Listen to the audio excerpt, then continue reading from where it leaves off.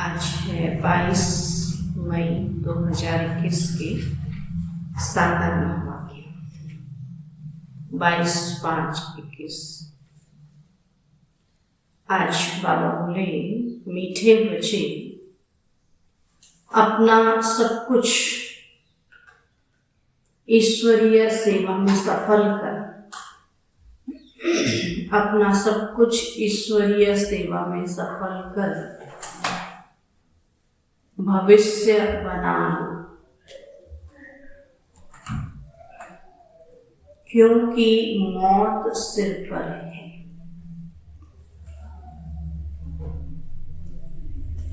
प्रश्न है, ज्ञान सुनते हुए भी बच्चों में उसकी धारणा क्यों नहीं होती? ज्ञान सुनते हुए भी बच्चों में उसकी धारणा क्यों नहीं होती है? उत्तर है, क्योंकि विचार सागर मंथन करना नहीं आता है।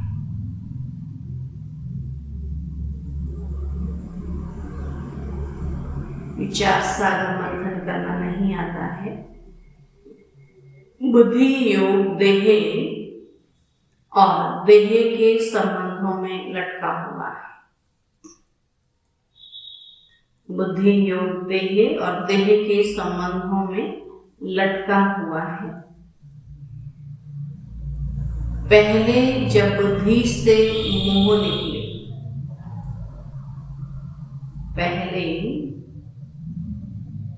जब बुद्धि से मोह निकले तब कुछ धारणा भी हो,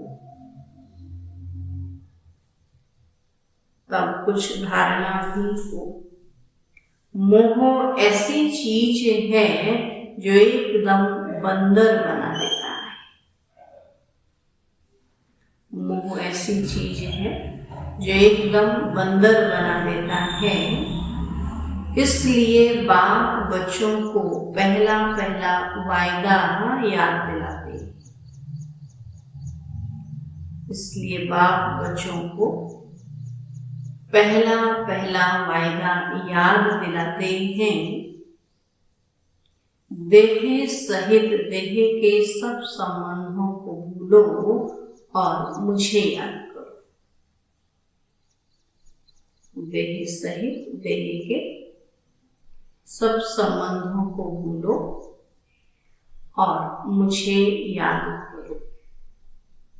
गीत है, भोलेनाथ से निराला कोई और नहीं, सबकी बिगड़ी बनाने वाला कोई और नहीं। ओम शांति। बाप बैठ समझाते हैं, अब बच्चों को यह तो अच्छी तरह मालूम है कि बेहद के बाप को ही कहा जाता है बिगड़ी को बनाने वाला। कृष्ण बिगड़ी को सुधार नहीं सकते। गीता का भगवान श्री कृष्ण नहीं, शिव है। तो शिव बाबा रचयिता है और कृष्ण है रचना। तो स्वर्ग का वर्षा देने वाला स्वर्ग का रचयिता ही हो सकता है। तो यही भारत की मुख्य बड़ी से बड़ी भूल है। श्री कृष्ण को बाबा कोई कह नहीं सकता। वर्षा बाबा से ही मिलता है और भारत को ही मिला है। तो भारत में ही श्री कृष्ण सहजादा और राधे सहजादी गई हुई है। तो महिमा ऊंच ते ऊंच एक बाप की है। तो श्री कृष्ण है ऊंच ते ऊंच रचना, विश्व का मालिक। तो उनको कहा जाता है सूर्यवंशी डीटी डिनास्टी। तो गीता आदि सनातन देवी देवता धर्म का शास्त्र है। तो सतयुग में तो किसी को ज्ञान सुनाया ही नहीं। बाबा श्री कृष्ण सतयुग में थे, सतयुग में तो ज्ञान सुनाया ही नहीं। तो संगम पर ही बाप ने सुनाया है। तो चित्रों में भी पहले यह सिद्ध करना है गीता का भगवान श्री कृष्ण नहीं बल्कि शिव परमात्मा है और अभी वो गीता का ज्ञान दे रहे हैं। तो बाबा जब कोर्स कराते हैं, चित्रों को समझाते, तो उसमें भी ये सिद्ध करना है। दोनों के चित्र देते हैं। गीता का भगवान यह रचयिता है जो पुनर्जन्म रहित है, न कि श्री कृष्ण। बाबा कहते कि श्री कृष्ण का तो जन्म भी हुआ है, पालना भी हुई है, शरीर भी है, लेकिन परमात्मा तो निराकार है, उसके तो कोई माता पिता नहीं। तो पुनर्जन्म रहित है, न कि श्री कृष्ण रचना। तो तुम जानते हो शिव बाबा ही हीरे तुल्य बनाते हैं। तो गाया भी जाता है हीरे तुल्य और कौड़ी तुल्य। सत्य बाबा कहते हैं अभी बाबा हीरे जैसा बनाते, कलयुग में सब कौड़ी जैसे। तो बच्चों की बुद्धि में यह रहना चाहिए कि बाप का फरमान है कि तुम मुझे याद करो और वर्षे को याद करो। शिव बाबा को याद करो। अच्छा, शिव बाबा को याद नहीं कर सकते तो फिर सतयुग जो वर्षा है उसको याद करो। तो वह है बेहद का बाप, तो कृष्ण तो है हद का मालिक, पर विश्व का राजा बनता है। अब शिव बाबा तो राजा नहीं है ना, शिव बाबा तो पिता है, राजा तो नहीं है ना। तो गीता की वास्तव में बड़ी महिमा है, साथ साथ भारत की भी महिमा है। बाबा जितनी बड़ी महिमा बाप की है ना, उतनी बड़ी महिमा गीता की, तो उतनी बड़ी महिमा भारत की। तो भारत सब धर्म वालों का बड़ा तीर्थ है। तो सिर्फ श्री कृष्ण का नाम डालने के कारण सारा महत्व उड़ गया है। तो इस कारण ही भारत कौड़ी तुल्य बन गया है तो ड्रामा अनुसार, परंतु सावधान करना होता है। जो भी हो रहा है बाबा कहते सब ड्रामा। तो बाबा समझाते बहुत अच्छी रीति हैं, तो दिन प्रतिदिन गुह्य बातें सुनाते रहते हैं।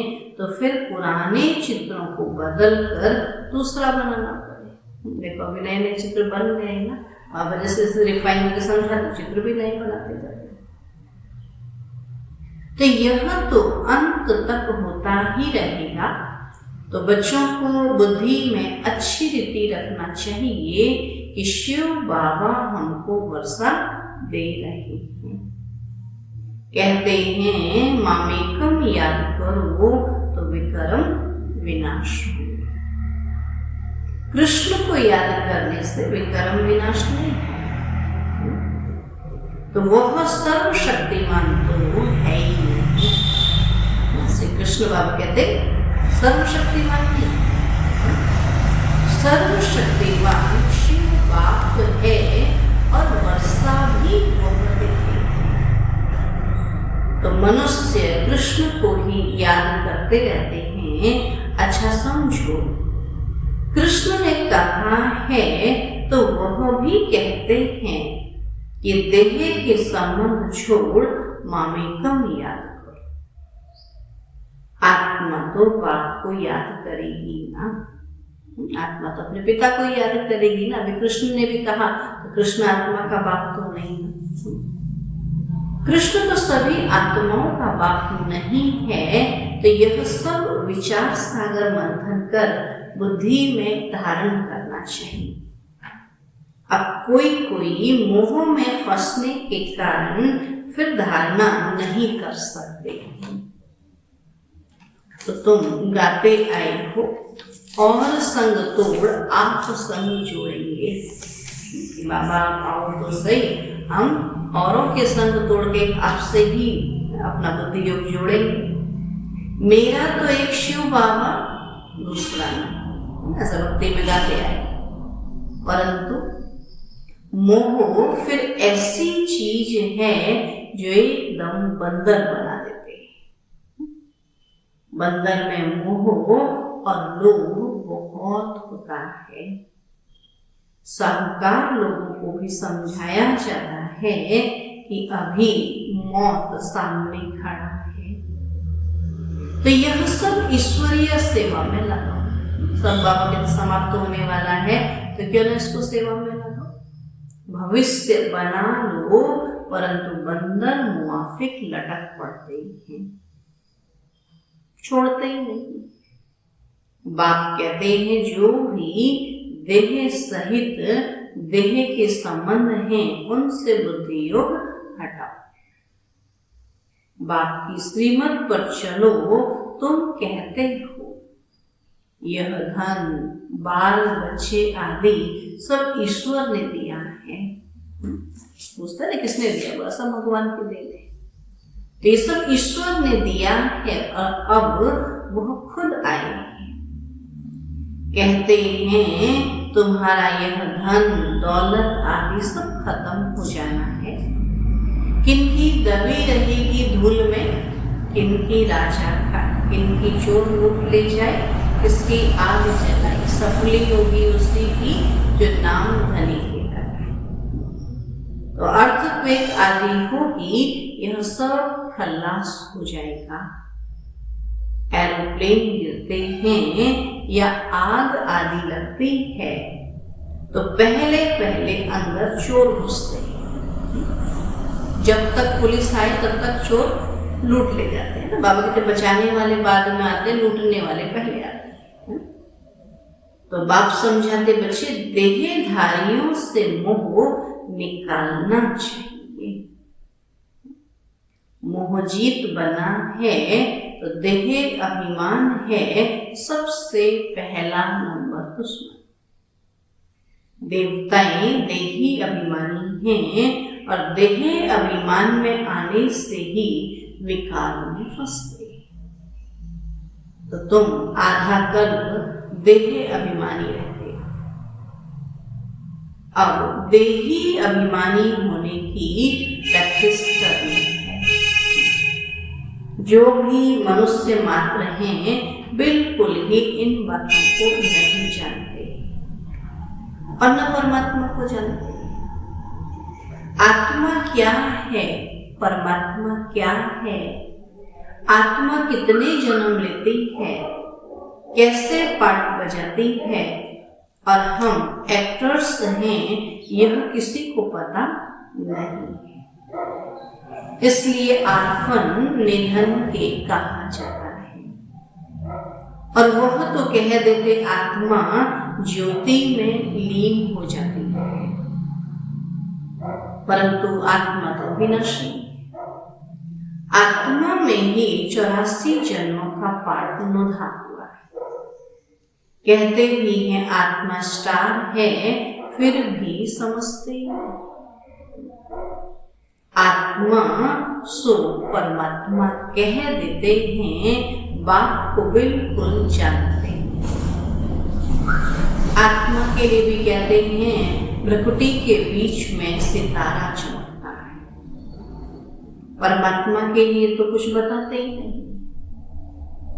उनको परम आत्मा कहा जाता है, तो वह भी परम धाम में रहते हैं। परमात्मा भी परम धाम में रहते हैं, वह भी बिंदी है, सिर्फ पुनर्जन्म रहित है। आत्माएं पुनर्जन्म में आती हैं। आत्मा और परमात्मा है दोनों आत्मा, लेकिन आत्मा पुनर्जन्म में आती है, लेकिन परमात्मा पुनर्जन्म रहित है। परमात्मा के लिए कहा जाता है ज्ञान का सागर, आनंद का सागर, पवित्रता का सागर। तो देवताओं को यह वर्षा किसने दिया? देवताओं को वर्षा कहते हैं, कहते हैं समुद्र मंथन किया, देवताओं को अमृत मिला। तो इसी समय मंथन करें, तो बाबा ने कहा देवताओं को क्या आता है? मंथन करना आता है, तभी तो धारणा करेंगे। तो बाबा कहते देवताओं को ये वर्षा किसने दिया? तो शिव बाबा। तो बाबा ज्ञान का वर्षा दे रहे हैं जैसे, लेकिन उसके लिए बाबा को विचार सागर मंथन भी तो करना पड़ेगा ना। तो सर्वगुण संपन्न 16 कला संपूर्ण संपूर्ण निर्विकारी मर्यादा पुरुषोत्तम, इन देवताओं जैसा अभी कोई है नहीं। इस समय तो कोई नहीं है। उन्हों को यह वर्षा कैसे मिला यह कोई को पता नहीं, तो बाप ही आकर समझाते हैं। उनको ही ज्ञान का सागर कहा जाता है। तो इस समय आकर ज्ञान देते हैं, फिर प्रायः लोप हो जाता है। फिर होती है भक्ति, तो उनको ज्ञान नहीं कहा जा सकता, है ना। भक्ति भक्ति है, भक्ति को ज्ञान नहीं कहा जा सकता। ज्ञान से तो सदगति होती है, और जब दुर्गति हो तब सर्व का सदगति दाता ज्ञान का सागर आए, है ना। इस कलयुग में सबकी दुर्गति है, तभी तो बाबा को आना पड़ा ना सदगति देने। तो बाप ही आकर ज्ञान स्नान कराते हैं। वह तो पानी का स्नान है। कल भी बाबा ने कहा जहाँ भी नदियों में देखो स्नान करने जाते हैं, अब वो तो पानी का स्नान है, और पानी से तो शरीर को स्नान कराते, आत्मा को थोड़ी कराते। उससे सदगति हो नहीं सकती। यह थोड़ी बातें भी धारण करनी चाहिए। मुख्य जो अच्छे अच्छे चित्र हैं वह बड़े होने चाहिए, जो कोई अच्छी रीति समझ जाए। अक्षर बड़े अच्छे हो, चित्र बनाने वालों को यह बुद्धि में रखना चाहिए, किसी को भी बुलाना है निमंत्रण देकर कि आकर परम पिता परमात्मा का परिचय लो, और भविष्य 21 जन्म के लिए बाप से वर्षा लो। तो भाइयों बहनों, पारलौकिक बाप से बेहद सुख का स्वराज कैसे मिलता है, सो आकर समझो। तो बेहद के बाप से वर्षा पाना सीखो। इस पे डरने की तो बात ही नहीं। भगवान वर्षा देने आया, कुछ लेने थोड़ी आया है। बाबा कहते हैं बाबा को देते भी है तो लेने के लिए, तो बाबा कहते इसमें डरने की बात ही नहीं। बुलाते रहते हैं हे पतित पावन आओ, तो बाप भी कहते हैं काम महाशत्रु है, पावन दुनिया में जाना है तो पवित्र जरूर बनना है। तो पतित उनको कहा जाता है जो विकार से जन्म लेते हैं। सत्यप्रेता में विष होता नहीं, उनको कहा ही जाता है संपूर्ण निर्विकारी दुनिया। विकार बाबा कहते वहां है ही नहीं, संपूर्ण निर्विकारी दुनिया है। विकार कलयुग में है, सतयुग में नहीं। फिर यह तुम क्यों पूछते हो कि वहां बच्चे कैसे पैदा होंगे? तुम निर्विकारी तो बनो। अब निर्विकारी बनेंगे तो निर्विकारी दुनिया में चलेंगे, तो वहां जो होगा वहां देखेंगे। बच्चा जैसे होना होगा वैसे होगा, तुम यह पूछते ही क्यों हो? तुम बाप को याद करो तो जन्म जन्मांतर के विक्रम विनाश हो जाए। और यह है ही पाप आत्माओं की दुनिया, और वह है पुण्य आत्माओं की दुनिया। तो यह अच्छी रीति बुद्धि में बिठाना है। तो भक्ति का फल भगवान आकर देते हैं, तो बाप ही सर्व की सदगति कर स्वर्ग का मालिक बनाते हैं। तो बाप कहते हैं अब पवित्र बनो, मामेकम याद करो, तो यह है महामंत्र। बाबा को याद करना, बाबा कहते यही महामंत्र है। बाप से वर्षा जरूर मिलेगा। तो बाबा कहते हैं तुम मुझे याद करो तो तुम सतो प्रधान बन जाएंगे। तो सीढ़ी पर समझाना है, सीढ़ी का चित्र बाबा कहते हैं इसको जरूर समझाना है। दिन प्रतिदिन हर चीज सुधरती जाती है, तो इनमें क्लियर कर लिखना है ना, सीढ़ी के चित्र में एकदम क्लियर करके दिखाना है कि ब्रह्मा द्वारा आदि सनातन देवी देवता धर्म की स्थापना, और जब आदि सनातन देवी देवता धर्म था तो और कोई धर्म नहीं था। जो पवित्र बनते हैं वही पवित्र दुनिया में आएंगे ना। आप कहते पवित्र बनेंगे तो पवित्र दुनिया में आएंगे। जितनी ताकत तुम्हारे में भरती जाएगी उतना पहले आएंगे। जहां जीत वहां जन्म, जितना अपने विकारों को जीता होगा उतना बाप के सत्य आदि में आएंगे। सब इकट्ठे तो नहीं आएंगे। यह भी जानते हो कि सत्य त्रेता में देवी देवताएं बहुत थोड़े होते हैं, पीछे वृद्धि को पाते हैं, प्रजा में तो ढेरों। तो समझाने वाले भी बड़े अच्छे चाहिए। बोलो बेहद के बाप से आकर के वर्षा लो। जिसको पुकारते हो हे बाबा, उनका वास्तव में नाम ही शिव है। ईश्वर या प्रभु भगवान कहने से यह नहीं समझते कि वह बाप है। उनसे वर्षा मिलना है तो शिव बाबा कहने से वर्षा याद आता है। उनको कहते हैं शिव परमात्माय नमः, तो परमात्मा का नाम तो बताओ। भक्ति में गाते हैं ना, ब्रह्मा देवताय नमः, विष्णु देवताय नमः, शंकर देवताय नमः, शिव परमात्माय नमः कहते हैं। तब बाबा कहते हैं परमात्मा का नाम क्या नाम रूप से न्यारा तो कोई नहीं। उनका तो शिव नाम है, सिर्फ शिवाय नमः भी नहीं कहना है। ओम नमः शिवाय, ओम नमः शिवाय कहते, लेकिन शिव ही परमात्मा है ये नहीं जानते। शिव परमात्माय नमः तो हर एक अक्षर को बहुत अच्छी रीति क्लियर कर समझाना होता है। ये परमात्मा शिव है, परमात्मा का नाम शिव है। तो शिवाय नमः कहने से भी बाप का मजा नहीं आता है। मनुष्य ने तो सब नाम अपने ऊपर रख दिए, अपना ही नाम शिव भी रख दिया है, शिव हम कह देते हैं। तुम जानते हो मनुष्य को कभी भगवान नहीं कहा जाता है।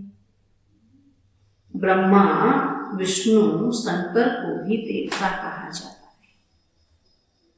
तो बाप रचेगा तो एक ही निराकार है। जैसे लौकिक बाप बच्चों को रचते हैं ना, वर्षा देते हैं, वैसे बेहद का बाप भी वर्षा देते हैं। तो भारत को विश्व का मालिक बनाते हैं तो सारी दुनिया का पतित पावन एक ही बाप है। तो यह थोड़ी कोई जानते, हमारे धर्म स्थापक भी इस समय पतित हैं, कब्र दाखिल हैं। अभी सबकी कयामत का समय है। तो बाप भी आकर सबको उठाएंगे तो कयामत के समय ही खुदा भगवान आते हैं। और वही ज्ञान का सागर है। तो लिखा हुआ है कि सागर के बच्चे भस्मीभूत हो गए थे, अर्थात कामचिता पर बैठ काले आयरन एज्ड बन गए थे, फिर सुंदर कैसे बनेंगे। तो बाबा कहते हैं याद की यात्रा से, विकारों में जाने से पतित बने, अभी याद से फिर गोरे बनेंगे, पावन बने। तो योग अक्षर कहने से मनुष्य मूझ जाते हैं। तो बाबा कहते हैं मुझे याद करो तो अंतमति सो गति हो जाएगी। अंतिम घड़ी जिसकी याद होगी वैसा ही पद पाएंगे। तो कितना सहज समझाते हैं, फिर भी यह बातें बुद्धि में क्यों नहीं बैठती। देह अभिमान बहुत है, इसलिए धारणा नहीं होती है। बाबा बड़ी अच्छी युक्ति बताते हैं। बेहद के बाप ने जिसको याद करते हैं उसने क्या किया, भारत को स्वर्ग बनाया था। तो हद का वर्षा तो जन्म जन्मांतर लेके आए हो, और अब बेहद के बाप से 21 जन्म के लिए बेहद का वर्षा। सत्य त्रेता में देवताई राज्य करते थे। सूर्यवंशी फिर चंद्रवंशी सो वैश्य वंशी और फिर शूद्र वंशी। अभी क्या बने? ब्राह्मण वंश, है ना। तो ये 100 अक्षर डालने से सिद्ध होता है कि वही पुनर्जन्म लेते हैं, वर्णों में आते हैं। जो सूर्यवंशी थे वही फिर चंद्रवंशी बने, वही फिर वैश्य वंशी, वही फिर शूद्रवंशी और वही फिर अभी ब्राह्मण बने। तो वर्णों में आते हैं तो बाप समझाते तो सबको है। तुम सम्मुख बैठे हो तो खुश होते हो, और कोई कोई की तकदीर में नहीं है तो सर्विस करते ही नहीं है, क्योंकि सेवा करेंगे तभी तो मेवा खाएंगे। अभी सेवा ही नहीं करेंगे तो मेवा कहाँ से खाएंगे? तो बाबा की तकदीर में नहीं है, इसलिए सेवा ही नहीं करते हैं। सेवा से ही तो मिलेगा ना, कर्म का ही तो फल मिलेगा, और कर्म ही नहीं करेंगे तो फल कहाँ से खाएंगे? तब बाबा कहते, कई कहते हम सेवा नहीं करते, बाबा की तकदीर में नहीं है इसलिए सेवा नहीं करते। सर्विस करेंगे तो नाम होगा, कहेंगे बाबा की बच्चियां कितनी होशियार हैं, सब काम करती हैं, हमको स्वर्ग की बादशाही का वर्षा देती हैं, यह वखर अर्थात माल भी देती है। तो ये चित्र हैं अंधों के आगे आईना, इसमें जादू आदि की बात ही नहीं है, पवित्रता की ही मुख्य बात है। समझते हैं यह अंतिम जन्म है, स्वर्ग में चलना है तो पवित्र जरूर बना है, विनाश सामने खड़ा है, पावन जरूर बनना पड़े। तो सन्यासी घर बार छोड़ते हैं पावन बनने के लिए, समझते घर में रहते हैं पावन नहीं बन सकते, इसे छोड़ो, घर ही छोड़ो। जहाँ जाकर विकारों के संकल्प आते तो बाबा कहते हो बाहर भाग जाते। तो पावन बनने के लिए घर बार छोड़ते हैं। अब बाबा कहते हैं विनाश सामने खड़ा है, मुझे याद करो तो बेड़ा पार हो जाए। अच्छा, मीठे मीठे सिकीला भी बच्चों प्रति माता पिता बाप दादा का याद प्यार और गुड मॉर्निंग। रूहानी बाप की रूहानी बच्चों को नमस्ते। हम रूहानी बच्चों की रूहानी बाप दादा को नमस्ते नमस्ते नमस्ते। धारणा के लिए मुख्य सार है, विनाश के पहले अपना सब कुछ सफल करना है। विनाश के पहले अपना सब कुछ सफल करना है। यह कयामत का समय है, यह कयामत का समय है, इसलिए पावन जरूर बना है, इसलिए पावन जरूर बना है। दूसरा पॉइंट है, देहधारियों से मोह निकाल, देहधारियों से मोह निकाल, मोह जीत बना है। देहधारियों से मोह निकाल, मोह जीत बना है। देह अभिमान जो पहला नंबर दुश्मन है, देह अभिमान जो पहला नंबर दुश्मन है, उस पर विजय पानी है। देह अभिमान जो पहला नंबर दुश्मन है, उस पर विजय पानी है। और सब संग तोड़ बाप से बुद्धि योग जोड़ना है, और सब संग तोड़ बाप से बुद्धि योग जोड़ना है। वरदान है आज का, मनन शक्ति द्वारा शक्तिशाली बन विघ्नों के फोर्स को समाप्त करने वाले। मनन शक्ति द्वारा शक्तिशाली बन विघ्नों के फोर्स को समाप्त करने वाले सर्व आकर्षण मुक्त भव, सर्व आकर्षण मुक्त भव। बाबा कहते हैं वर्तमान समय मनन शक्ति द्वारा आत्मा में सर्व शक्तियां भरने की आवश्यकता है। इसके लिए अंतर्मुखी बन हर पॉइंट पर मनन करो तो मक्खन निकलेगा और शक्तिशाली बन जाएंगे।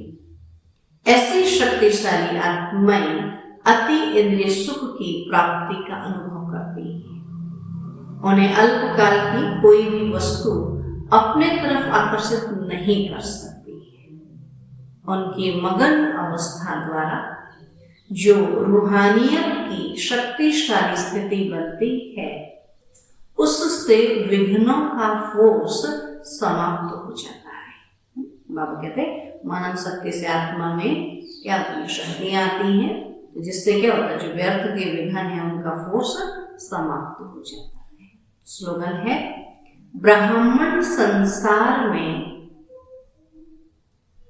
सर्व का सम्मान प्राप्त करने वाले ही, ब्राह्मण संसार में सर्व का सम्मान प्राप्त करने वाले ही तख्त नशीन बनते हैं, तख्त नशीन बनते हैं।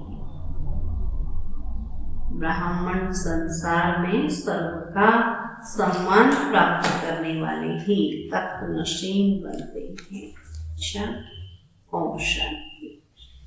ठीक है, अब कहते सब कुछ अभी विनाश होने वाला है, इसलिए अपना तन मन धन सब सफल कर लो, ईश्वरीय सेवा करो। तो बाबा कहते भविष्य से 21 जन्मों के लिए फल मिलेगा। तकदीर बनानी है तो सेवा करनी है, और दूसरा ज्ञान को सुन करके मनन चिंतन करके धारण करना है। बाबा जिनको धारण करना नहीं आता तो वो मुझते, इसलिए ज्ञान को सदा दिन भर, बाबा कहते जैसे गाय घास खाती है ना, तो दिन भर जुगाली करती है, ऐसे ही ज्ञान को भी दिन भर मनन चिंतन करके मगन अवस्था में रहना है। अच्छा, ओम शांति।